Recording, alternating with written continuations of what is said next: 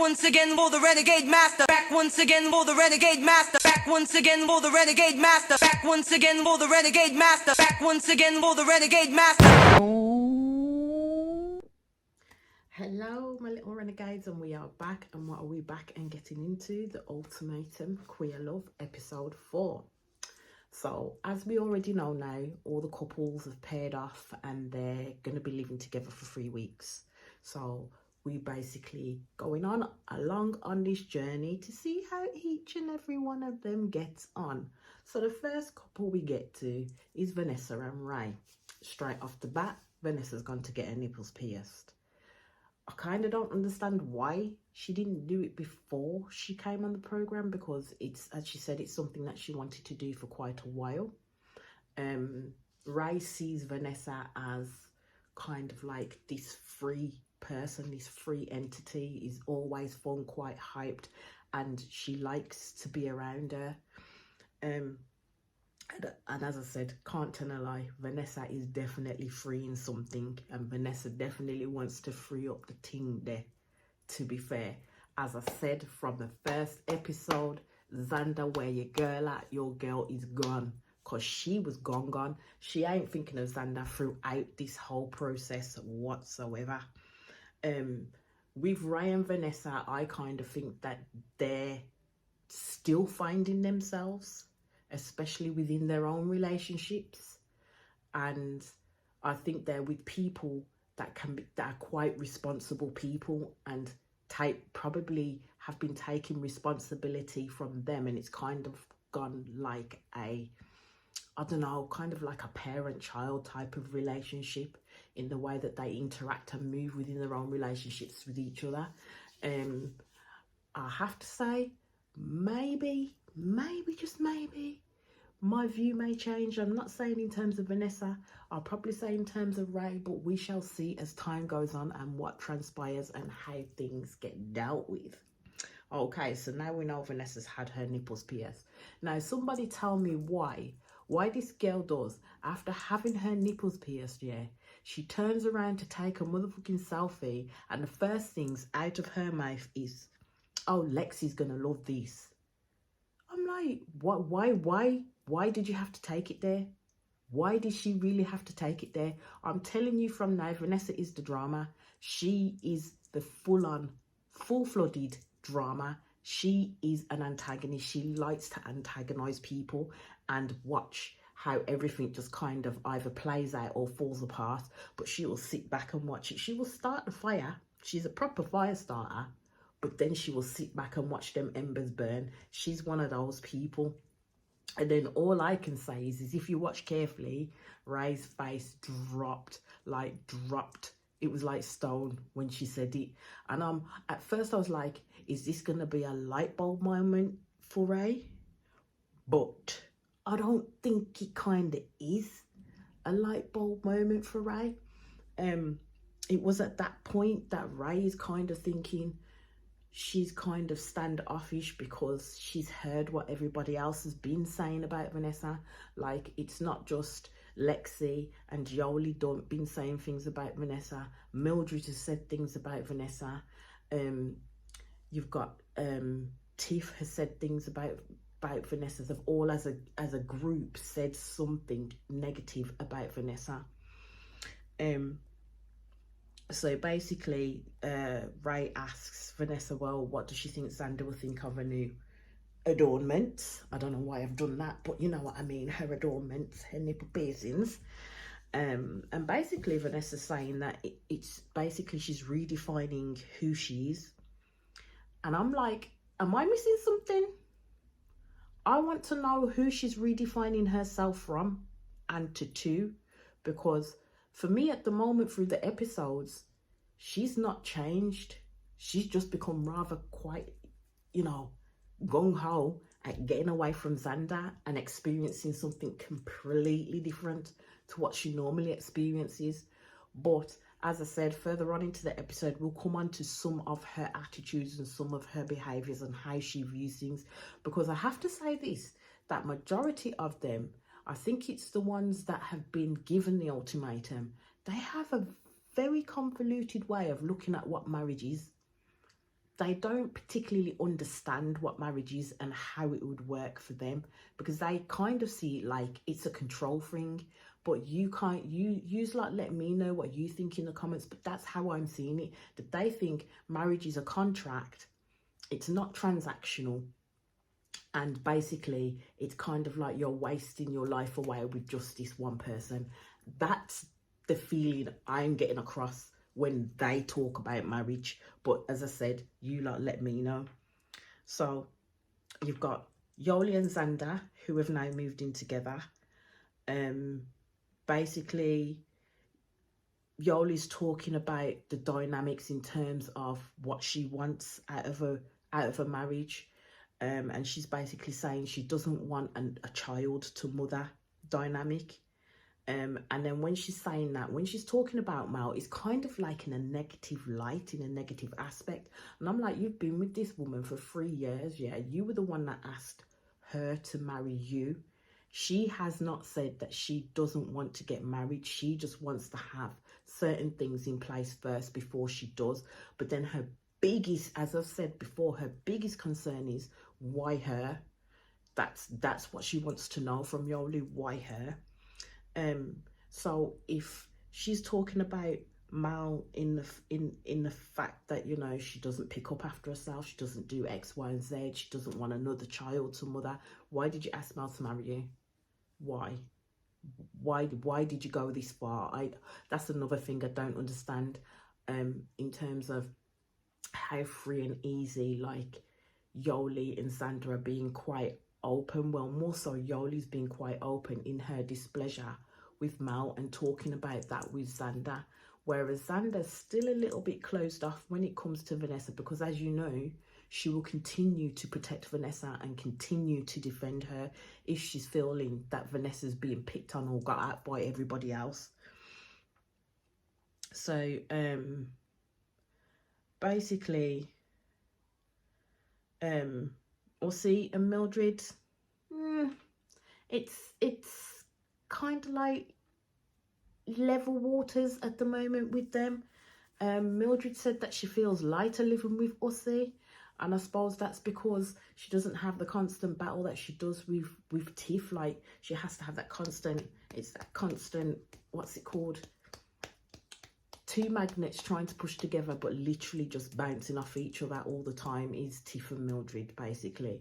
Because as I said, they break up like every other week or something like that, and Mildred will kind of tell her to go away, and then, you know, next minute, you know, they're back together. And as I said, sex has become their communication, basically. They don't verbally, properly, or emotionally communicate with each other. Sex has become their communication, which, okay, all well and good in the perfect world, but in reality, it's not going to work and it's not going to add up. But as I said, use like, let me know what you think. Like, so as we carry on through the episode, we see that Mildred gets to meet Ossie's friend. Ossie is a completely different person with this friend. Like, her friend was kind of straight to the point, like proper straight to the point, but at points kind of rude. She wasn't diplomatic in the way she put things across. If she thought it, she said it. So as I said, I don't see Ossie and Mildred making a go of it at all. I just think that they were the only two couples left, so they had no choice but to pick those two couples, like Tiff with Sam and Mildred with Ossie at the end of the day, because everybody else had kind of like already knew who they were going to pick, who they were going to talk to, who they were vibing with, so they'd already done all of that. So we get to Lexi and Mal. They're super easy with each other, like proper super easy with each other. Lexi and Mal are discussing in terms of marriage, because Lexi is the ultimatum giver, whereas Mal is the receiver of the ultimatum. But Mal's then talking about how she would have bent the rules a little and probably got married a little bit sooner if she was with Lexi. And the reason why I think she's probably saying that is because Lexi kind of is, as I said, she's mature, she knows what she wants, she's steadfast in what she's doing, and she's got the same outlook at stuff as Mel does, and she's already set. She isn't one of these like Yoli who literally is open to loving somebody else, or is quite quick to jump in with both feet and not hold anything back in that sense. But as I always keep saying, use lot, let me know what you think, because I enjoy having these conversations with you all. I enjoy having these conversations with you all. Yes, I might be talking to the screen, but I feel like I'm talking to you lot too. Do you know what I mean? And I want to draw you all in to have this conversation with me. So as I said, as we go on, use lot, let me know what you think. So then we go to Tiff and Sam. And remember in the last episode I said I'll call it Doggate. I'm calling it Doggate because things got worse. They got worse between Tiff and Sam, because they literally, Sam was literally trying, not Sam, Tiff, sorry, was literally trying to treat Sam in the way that she treats Mildred, or in the way that she operates in her relationship with Mildred. Now, I told you that them two were quite fiery characters, and they did kind of like have their little arguments and their little tiffs with each other, because that's how they communicated with each other. Now, Tiff, coming from that scenario, thought she could do the same thing with Sam. And then you got Sam standing there, quiet, letting Tiff have her space, because that's what Sam does. She lets a person have their space and have their say, and then she will try and talk to them afterwards. But as Sam's trying to talk to Tiff, Sam is literally getting louder and more irate with Sam, in terms of, and it all stemmed from Sam not being sure whether she wanted Shiloh to be on the bed or not when they slept. So Sam did sleep on the sofa with her dog. And I'd have to be honest and say that it kind of did come off kind of bullyish, in terms of Tiff wanting to exert what she wanted and needed from Sam at that time onto Sam. She wanted to have her dog with her in that bedroom, and she wanted Sam to agree to that. So when Sam didn't quickly agree to that, it was kind of like, I don't know if she felt it was a dig at her, or it was literally something that was like, oh my God, I can't deal with this right now, basically. So as I said, the way that she deals with Mildred within that relationship, she tried to deal with Sam the same way, not realizing that, you know, Sam's an individual. She's different. She's completely different to Mildred, and I think that's something that Tiff is going to have to learn and work upon as time goes on. So now we get into the trial marriages week 2. These weeks went pissing quick, you know, like zipped by. I was like, their editing's pretty good, you know, because I never known a week to pass by so flipping quickly. Do you know what I mean? So you see that Yoli and Xander are getting closer, which was to be expected, to be fair. Which was to be expected. And then you got Yoli talking about Xander, saying that she doesn't love Mal any less. As again, they keep calling them exes. And I'm telling you, they're not exes. They're not, technically, they're not your ex. Technically, they're still your partner. You haven't dumped them, to be fair. You've literally separated from them for 3 weeks for the show. And it's quite telling in terms of how people then react to not being with their partner anymore. And Yoli's one of them. Like, she's like jumped her full all into Xander. Put her full all into Xander. And Xander's kind of giving her what she wants, but I don't know.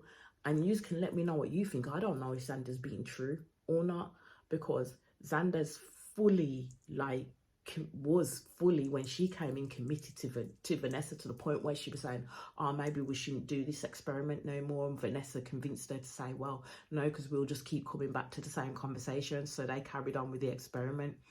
I think Xander's kind of surprised herself, because she probably didn't realise that she'd probably connect with someone like the way she has with Yoli, because she thought the only person that she would and continue to connect with was Vanessa, because Vanessa was her all, to be fair.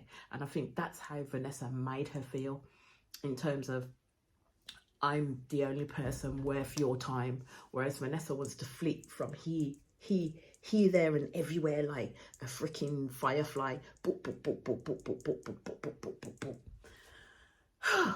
Right, that little bit just tired me out. As again, I keep saying, you like let me know what you think.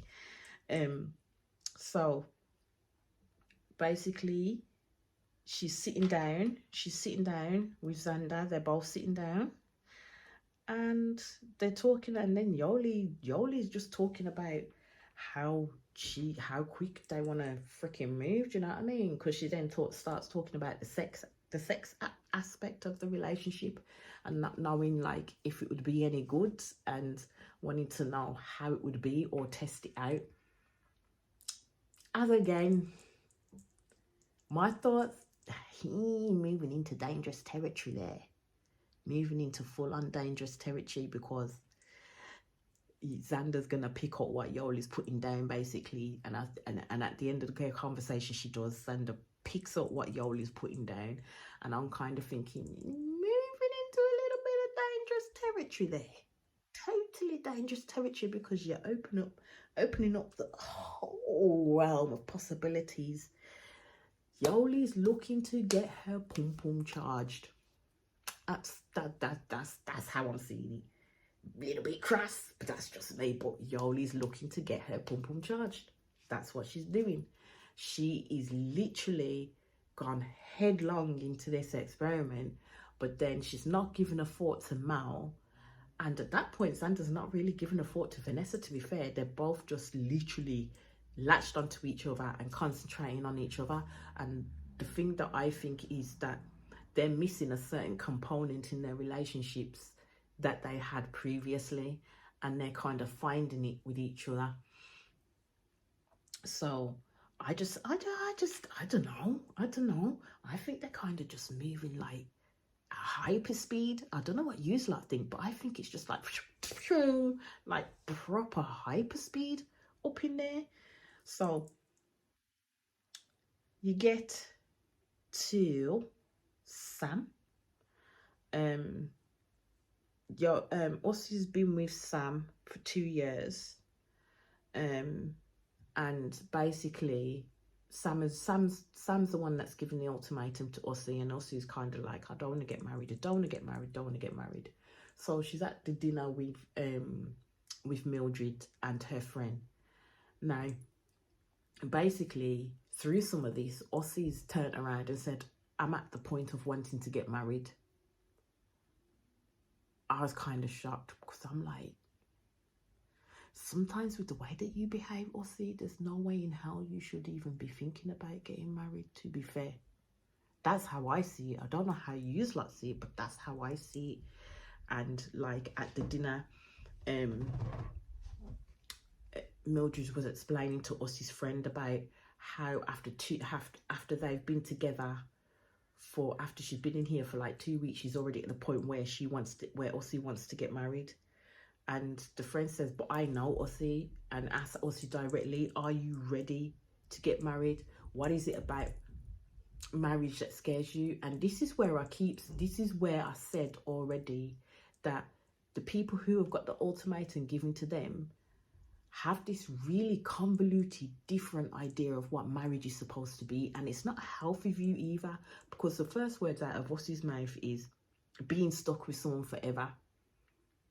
Now, when she said that, all I looked at was Mildred's face, and Mildred's face just looked at her as if to say, what the fuck? And then what the fuck am I hearing right now? Because this is not the same person who was talking to me about a week ago, saying that she was at a point of getting married. So Mildred's kind of confused at this point. And I'm saying these people are just like up and down, up and down, up and down constantly with their emotions. It's like an emotional fucking ping pong table, to be fair. I don't know whether they're coming or freaking going. I don't even think they even know what they fucking want at the end of the day. But as I said, you like let me know what you think. They're confusing as hell. Like, confusing as hell. So basically what Ossie said triggers the fuck out of Mildred, like proper triggers the fuck out of Mildred. And as I keep saying, they have a weird view of marriage, and that's why I'm saying I don't know how coming on this show is a positive, but then the show kind of, as I said, opens up the issues within the relationships. It opens up their thinking patterns and actually promotes whether they can change those patterns in order to be with someone for life, in that sense, and be happy with that person. Because as I said already at the beginning, if someone made the ultimatum to me, we would not be together. We would not be together, because if you have to get to a point of making an ultimatum, then there's something seriously wrong there. That's my view, and that's all I'm saying. But as again, you like let me know what you think. So then we go to back to Sam and Tiff, and basically they're at dinner. They look like they've made up. I mean, it may be that Tiff has apologised for Sam for how she's behaved, and she's recognising some of the behaviours that she'd brought forth. But the one thing I don't hear Tiff say is, I'm sorry to Sam if I made you feel any sort of way in how I behaved, and I am sorry that I reacted in the way that I reacted. I didn't hear no apology or anything like that. But as I said, that could have been said off screen, but we don't truly know. But the good thing that I will say about Tiff is that when she was speaking to the cameras, she actually did take responsibility for her behaviour and realised where she had gone wrong, and realised that if she wants to change her behaviour, she needs to start leading with love. So then she recognised where she needed to change and adapt how she behaves in terms of then how she communicates and responds to Sam. Because as I said, Sam is quite open. Sam is a communicator. And then also in that respect, Sam is kind of hoping that some of how Tiff is will rub off on her, so she won't be such a doormat for Ossie, basically. So then again, it flipped back to Ray and Vanessa. And again, I kind of think to myself that these two definitely not ready for marriage. Definitely not ready for marriage, because they're thinking, in my opinion, it's too mature, like proper immature. Like Ray saying, maybe she doesn't need the opinion of other people. And Vanessa talks about how monogamous relationships feel stagnant to her. Now, my thing is if you have these views, why have you been in a relationship with someone for 4 years? Are you just sitting there wasting their time and looking for something better to come along? Or is it a case of the other option, that you're keeping that person there to always have someone to go back to, but you're literally looking to see if you can play outside of that relationship? Because as I said with Vanessa, within this experiment, within this ultimatum, she has got the permission from Xander to literally play outside of their relationship. And that's what I think, technically, that's what she wants. She wants to be able to go out, have her fun, and then come back and have that person always there, being consistent with her. But you like let me know what you think. But that's the picture that she's giving me. Basically, as she was saying to Ray, she doesn't know how she would appropriately explore the feelings that she's having. And I'm like, I was just like, is that cold for Ray? Is that cold for Ray to say, all I want to do is just like bang nuggets? Do you know what I mean? Bump uglies together. That's all I want to do with you. I'm not looking for marriage. I'm not looking for a new relationship. I'm here to learn. She says she's here to learn about herself. I don't know how much she's going to learn about herself, but basically She just wants to have sex. That's all she wants to have. They always mention the fact about, if I get married, I'm a limit to myself. And that's what I'm saying.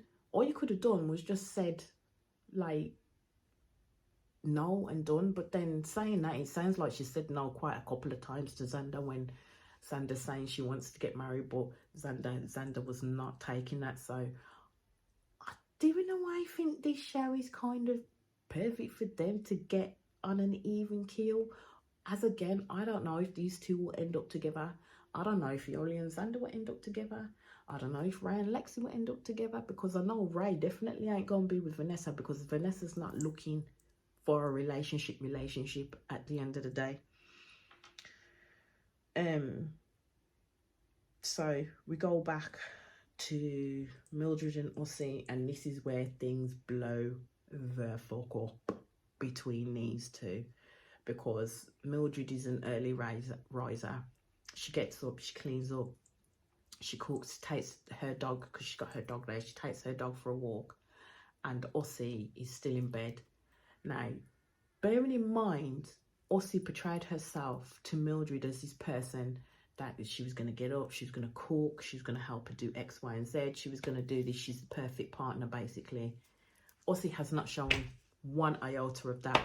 One iota of that. She made a promise to Mildred to do it. She ain't shown shit. So I'm like, is this what Sam have to deal with when they're in a relationship together? Like, for real, this is what Sam has to deal with this woman?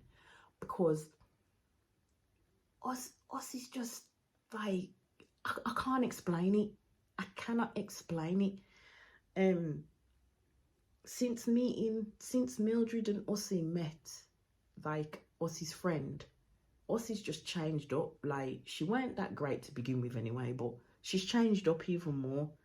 And now Mildred's getting frustrated, so Mildred is showing the side that she would normally show to Tiff when she gets frustrated. That little fiery side is coming out. That side of, I ain't happy and I'm letting you know I am not happy, basically. So she's telling Ossie basically that she don't feel that she's got a safe space with Ossie whatsoever. And I'm kind of, and I agree with her, because as she's talking and telling Ossie this, that, and the other, you can see when Ossie starts to freaking check out of that relationship, like proper check out of that conversation altogether, and basically sees it as a confrontation. So my thing is if Ossie is not comfortable with communicating negativity, she will check out that conversation and call it a confrontation and then walk away. And my thing is if that's what she does to Sam and she's doing to Mildred, then you're invalidating your partner's feelings completely, because you're basically saying that only you are the important one in that relationship, and you can't be asked to listen to their gripes or their issues, because you can't be asked to try and solve it with them. So your first thing is to fucking cut and run, like literally put your trainers on and fucking run out the door. That's what I'm saying. Literally put your fucking trainers on and skedaddle out the bloody door is what I'm saying. All I can say is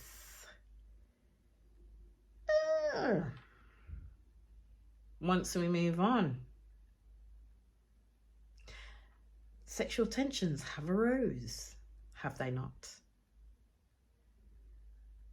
Unexpected couple with Vanessa and Ray, and then with Yoli and Xander. I actually didn't know fucking Xander had it in her. I was not expecting them to show it though. I was not expecting to hear the sounds though, because when you think about the other showings of the Ultimatum, when things are going on, we don't hear no sounds, and we don't necessarily see anything happening in that sense. It's usually like under the covers, but we could hear and see things in fucking colour. And I was like, what is this the ultimatum, or have we gone to, like, you know, PORN hub? Do you know what I mean? I'm like, what? My whole face was like, and then my hand just kind of went, oh my God. I literally grabbed my partner's thigh and was like, are you seeing this? Are you seeing this? She's like, yeah, yes, I am, Bab. I am. I was shocked. I was like, bro, like, there was no thought of no partners, no nothing. They were going to do this shit. And like, Xander pressed Yoli up against that fridge. Then Xander literally just hit that girl. And I was like, oh my God. Xander's a dark horse, isn't she? Proper dark horse, isn't she? I did not know she had it in her. Did not know she had it in her. You know what to say? It's always the quiet ones. It's always the quiet ones. And then you've got Vanessa and Ray. I bet you that rocked Vanessa's boat, because that's what she wanted. That's what she wanted anyway. She wanted to do something like that. She wanted to do something like that. So then we get to the morning after, and you've got Zandy and Yoli are all smiles and acting all sweet and innocent with each other. And I just thought these two are playing with fire, you know. These two are playing with fire, because I don't know about yous, but with me, especially when it comes to something as intimate as kissing, and especially when it comes to something as, you know, sharing your bodies with that other person, that means you are forging a connection with that person. Yes, you've got the chemistry, but something more emotional is taking place. And I know there's people out there where they can take that emotional bit out of it and just like Vanessa, and just literally just boom, because they're fulfilling a need. But yeah, I'm the type of person where I'm literally gaining an emotional connection to that person, and to kiss them and to especially share my body with them will make it like even 10 times worse. It will expand it even more. And I think that's what's happened with Yoli and Xander. It's expanded them even more, to the point where they ain't even thinking about their partners. They ain't thinking about their partners whatsoever. And Vanessa damn sure ain't thinking about her partner. Not in this fucking light year anyway, at all. But as again, yous lot let me know what you think about what occurred. Because yeah, I was not expecting that much detail at all. So what transpires after that, you know, because Yoli and Xander got closer together, as I said, but then what transpires after that is Ray has texted Lexi to tell Lexi what had occurred. And I'm like, why would you do that? I don't understand the mentality of that. Why would you go and tell Lexi what you did with Vanessa in the privacy of your own room? I don't know what kind of reaction you was hoping for, but some things are best left unsaid, and that was one of them. So then Ray's thinking she's got an ally then in Vanessa when she goes and wants to talk to Vanessa about what happened last night. But and it's plain to see Vanessa don't give a shit. I'm telling you, Vanessa is a rotty drama. She is the drama. She really didn't give a shit, because I don't know how she managed to do it, but she made it about herself. She literally made it about herself. She was completely indifferent to what Ray was saying, and completely indifferent to Ray's thoughts and feelings on it. So she literally was just like laughing and fucking joking about it. And basically said to Ray, did you remind Lexi of how hot and irresistible I am? And I'm like, really? Like, really, Vanessa? But why? It's like this girl really can't sit down and communicate in a way that is appropriate at all. And it's like, as I said, it's with her, it's me, I. She did not listen to Ray in that. She did not at least offer some kind of reassurance to her whatsoever. She even saw Ray cry a bit and she offered nothing, absolutely nothing. And I'm thinking to myself, Ray, do you not see what this is? Like, she ain't into you like that. She is not into you like that. I don't really think she cares about your emotions, because she doesn't care about you, full stop. At the end of the day, you were a body to her. You were a body to her. And that's how she's treating it. As that saying always goes, when someone shows you who they are the first time, believe it. So as it does, trips to Lexi and Mal, because this is after Ray's dropped her freaking bombshell text and Lexi's upset, which she would be. Like, you know, she didn't ask for Ray to tell her that she'd slept with Vanessa, and Ray already knew how Lexi felt about Vanessa. But then you've added fuel to the motherfucking fire by telling Lexi what you did. Do you know what I mean? So, as true to cause, Lexi feels that it's a betrayal. And this is what I'm saying. From when you've compartmentalized that person you came in with and they're an ex now, that's how you've got to treat it. That's how you technically got to treat it, that they're an ex. And anything goes with the person that they're with.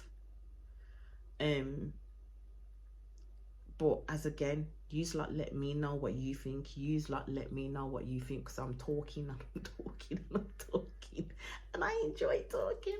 But I really want to know your thoughts on this one as well, because as I said, episode 4 was a long one, because there was a lot to kind of break down and get through in that sense. And that's why I am liking this camaraderie. I'm liking the conversations and hoping to have more conversations. I'm getting 1 or 2 comments, and I'd like to respond back. So yeah, let me know what you like think in the comments in regards to that. So it gets to Ossie and Mildred. So now what's happening is all the couples are getting ready, because they're gonna have a night out. So you're gonna have a few couples with each other and a few couples with the other. So on one side you're gonna have I think it's Xander, Mildred, Sam, Mal and Ray. Those 5 are going to be out with each other. And then on the other one you've got Lexi, you've got Yoli, you've got Vanessa, you've got Tiff, and you've got Ossie. Now the producers knew what the hell they were doing when they put Vanessa with Yoli and Lexi, knowing full well that Yoli and Lexi do not like Vanessa, and knowing full well that Vanessa knows that Lexi knows what her and Ray did. They played a blinder with that pairing. They played a blinder. We see you little drama starters, little fire starters. We see it. Yeah, we see it. It didn't disappoint, but we see it. So yeah. Anyway, prior to them all going out, again, Mildred gets into it with Ossie.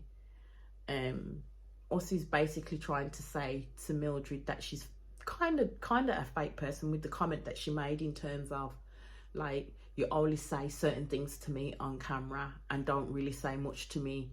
Don't really say much to me off camera, because basically Ossie's saying you're making me look like a bad person. And I'm disagreeing with Ossie there.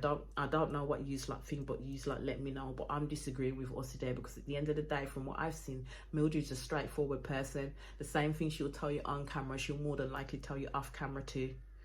And I do think Ossie's starting to show her true colours, and what she does and what she says is not matching up anymore. It's not matching up anymore. There's issues there. She cannot communicate worth a motherfucking damn. Like, as I said, Ossie, I won't say that woman, as I said, Ossie does anything she can do to avoid confrontation. But my term on what confrontation is and what Uss's term on confrontation is are miles apart. Uss's term in confrontation is, in my opinion, is anything that she feels that she don't want to talk about is a confrontation. So she'll shut down. She will shut down. She will turn around and say, I'm not talking about it, don't want to talk about it, and she will remove herself. That's how Ussie is, because it's literally everything's on her terms. It has to be on her terms, and people have to get what she's saying and how she's thinking and how she's feeling, and she needs to have her feelings validated. No matter that she's unvalidated everybody else's feelings, or the person that she's with feelings, she doesn't validate their feelings or listen to what they're saying, because it makes her feel uncomfortable. So whatever makes her feel uncomfortable, Ussie removes herself from that situation. So we get to the night out, and we already know that Mal knows about what happened between Vanessa and Ray.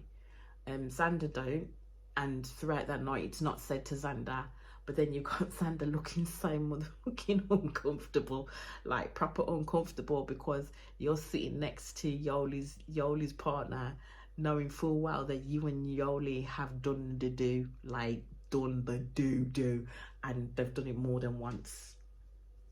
Yeah, they've done it more than once. So it was a proper uncomfortable night for Xander. Proper uncomfortable night for Xander. Basically, they start off by questioning each other about like their partners and saying good things about them. What can you say about them? Whereas Xander didn't say much about Yoli at all, and Mel was like, what?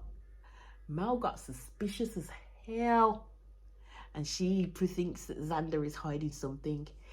Yes, she is hiding something very, very big. Don't know how Mel's gonna take it when she finds out, but she's hiding something very, very, very, very big. And you know, Xander ain't gonna say nothing about that. Xander was quite quiet until he came to the point of when people started to get on about Vanessa, and Xander then piped up and was like, I didn't come out here to speak about Vanessa. Vanessa's not here to defend herself at the end of the day, and I really don't want to be speaking about her, because this is not what we've come out for. This is not what I want my night to be about. Basically, she don't want to talk about Vanessa in any sense of the word. But then Mildred is saying, well, at the end of the day, if you keep silent on the issues of Vanessa, then you're accepting what she's doing. And technically it's half and half for me. It's half and half for me, because I can see where Xander's coming from, that she don't really want to talk about Vanessa. Actually, I think Xander's finding it quite freeing that she don't have to deal with Vanessa at the moment, that she don't have to deal with Vanessa's bullshit, because I think Xander's quite adept to knowing that Vanessa's on some kind of bullshit within their relationship and within this experiment, but I don't think she wants to admit to it at all, because then that would basically break her whole situation wide open in that sense. And as I said, that's only my opinion. You like can let me know what you think. I appreciate that you let me know what you think in regards to it. So then you talk about, like, you know, it moves to the other side of the couples, and Tiff's talking about starting to realise that she needs to lead in love. And then, of course, throughout the conversations, Vanessa was quiet, like listening to people speak. And then as soon as it moved to sex, who piped up? Telling them straight away that she got her nipples pierced. Yoli was like, yeah, I didn't need to know that. Lexi's kind of like, even all the others around the table, like, didn't really need to know that you decided to do that to yourself. Didn't need to know that at all. And then basically Lexi pipes up about Mal, saying that, you know, she's living with someone, which is Yoli's partner, is Mal, living with someone who she says she's convinced of marriage. No, not entirely true, because Mal didn't really need convincing, because Mal is not saying that she don't want to get married. Remember that? Mal just wants certain things to happen and wants Yoli to answer an honest question in regards to why her. So no, Lexi, I can't agree with you on that one. You did not convince Yoli to get married, basically. But Yoli's face was not looking happy, because I think there's gonna be jealousy.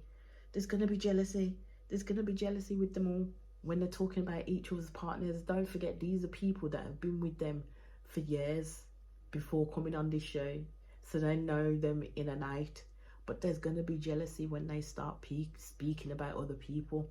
But the pièce de resistance of that night, basically, when Yoli starts speaking about Xander and basically calls Xander a phenomenal woman, and Vanessa's there like saying, well, I know, her whole face, she was jealous. She was bloody jealous, like bloody jealous. Vanessa was jealous. She was not liking Yoli speak about Xander in that way at all.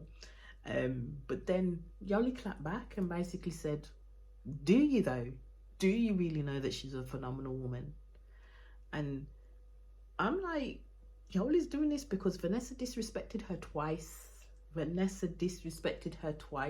this is why I say to people, always pick your battles. Always pick your battles when it comes to certain things and certain people and certain conversations that you need to have.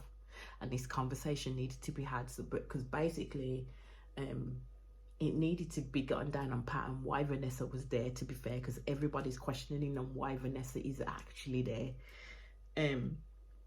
So Yoli basically asked her what value does Vanessa bring to Xander's life. My girl said she was still working on it. Still working on it after 4 years.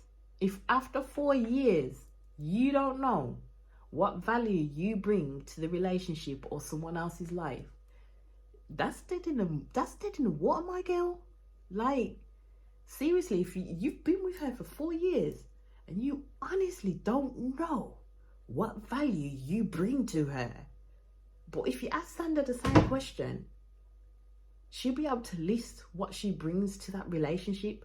But you're saying you don't know.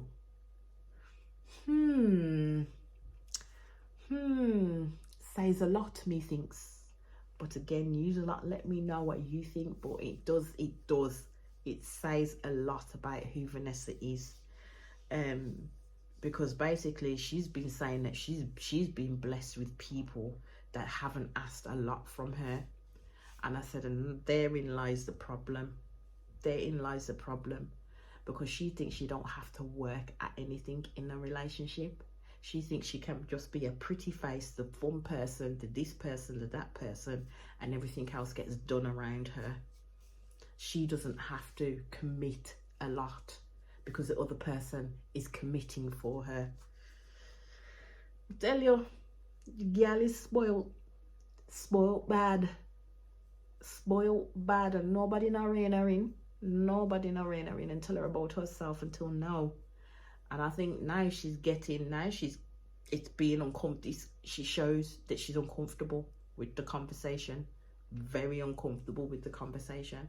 And now she's starting to think about certain things to the point where, like, I think it's hard for her to hear Yoli say certain things about Xander, because then it shows Vanessa that Yoli and Xander are actually quite close, and Yoli's learning things about Xander that she maybe didn't even know herself.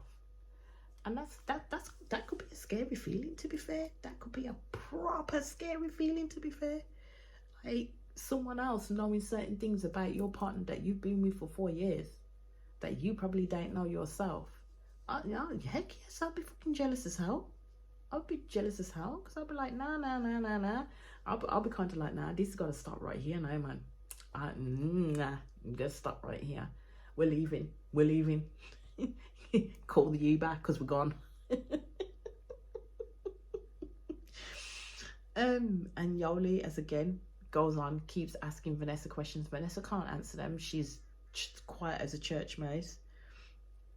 So basically, Lexi does have a go at Vanessa in regards to her kind of having sex with Vanessa, even though Vanessa turns around and says, well, I only, like, it was only kind of like fingering, if you get my meaning. So yeah, but Lexi was not happy, and she showed that she was not happy. And again, Lexi's kind of the type of person where she will talk and fire them fucking arrows at a person, but doesn't necessarily give them time to process what you've just asked them, what you said, to give them time to literally verbalize what they need to before she jumps straight on it again. So I'm like, Lexi, take a breath, take a beat, let the girl answer what you've just said, then we can get back to it. Do you know what I mean? But yeah, as I said, it was a very, very, very, very, very entertaining episode, I shall say. Very entertaining episode. But I shall leave it there. I shall be back with episode 5 probably by tomorrow. So as I say to you all, please hit that subscribe button, hit the notification button so you know when I'm on again, to be able to watch the videos. And as again, interact with me. I'd love to interact with you all. But as again, my renegades, I am signing out. God bless.